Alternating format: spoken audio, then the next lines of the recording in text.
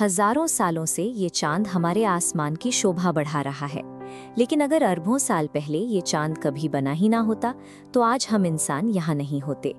चांद का ना होना सिर्फ आसमान का सूना होना नहीं है, बल्कि हमारे अस्तित्व की संभावना का ही खत्म हो जाना है। इस संबंध को समझने के लिए हमें लगभग 5 अरब साल पीछे जाना होगा, जब हमारा सौरमंडल नया नया बन रहा था। उस शुरुआती दौर में पृथ्वी आज की तरह नीली और शांत बिल्कुल नहीं थी। हमारी धरती 1200 डिग्री सेल्सियस से ज्यादा गर्म, उबलते हुए लावे का एक धधकता हुआ गोला थी।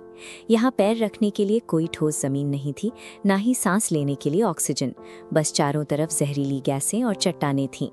इस उबलती हुई आग के पास चंद्रमा की मौजूदगी जादुई लग सकती है, लेकिन इसका जन्म एक विनाशकारी टक्कर से हुआ था। अंतरिक्ष में तैरता एक दूसरा नया ग्रह हमारी पृथ्वी की कक्षा की ओर बहुत तेजी से बढ़ रहा था।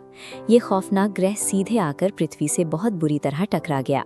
इस टकराव की ऊर्जा इतनी ज्यादा भयानक थी कि अंतरिक्ष का एक बड़ा हिस्सा आग की लपटों और मलबे से पूरी तरह से भर गया।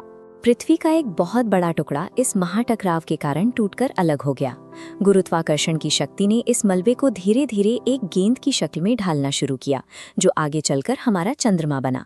इसी विनाशकारी घटना ने पृथ्वी की सतह को उस बदलाव के लिए तैयार किया, जिसने आगे चलकर इस धधकते हुए गोले को जीवन के अनुकूल बनाने की दिशा में मोड़ दिया। अगर ये टक्कर ना हुई होती तो आज पृथ्वी का भूगोल और यहाँ का मौसम पहचानना भी मुश्किल होता।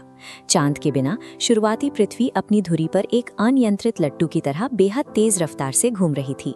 इस तेज रफ्तार की वजह से वायुमंडल में लगातार भयानक तूफान और चक्रवात आते रहते, जिससे किसी भी तरह के जीवन का पनपना असंभव था। चंद्रमा जब नया नया बना था तब वो पृथ्वी के बहुत करीब था। जैसे जैसे चांद दूर गया, उसकी गुरुत्वाकर्षण ने पृथ्वी की रफ्तार को धीमा किया। इसी ब्रेक में हमारे दिन को 24 घंटे का बनाया और मौसम को शांत किया। चांद के इस नियंत्रण के बिना धरती का वातावरण कभी इतना स्थिर नहीं हो पाता कि वो जीवन की शुरुआती सूक्ष्म जीवों को संभाल सके। जैसे ही चांद ने पृथ्वी की गति को धीमा और स्थिर किया, अंतरिक्ष से मलबे के गिरने का एक नया दौर शुरू हुआ। सौरमंडल के बाहरी कोनों से अनगिनत विशाल उल्कापिंड लगातार पृथ्वी की सतह की ओर खिंचे चले आए और टकराने लगे। इन उल्कापिंडों के अंदर बर्फ के रूप में पानी का एक बहुत विशाल भंडार छिपा हुआ था। चूंकि चांद ने पृथ्वी की गति को स्थिर कर दिया था, ये पानी उबलकर अंतरिक्ष में नहीं उड़ा, बल्कि सतह पर ठहरने लगा। इन टक्करों से मिला पानी धीरे धीरे पृथ्वी के गर्म तापमान को ठंडा करने लगा, जिससे विशाल और गहरे समुद्रों का जन्म हुआ। चांद की स्थिरता और उल्कापिंडों से मिले पानी ने मिलकर उस आग के गोले को एक जीवन देने वाले नीले ग्रह में बदल दिया। अब इन्हीं नवनिर्मित शांत समुद्रों की गहराइयों में जीवन का असली रहस्य छुपा था।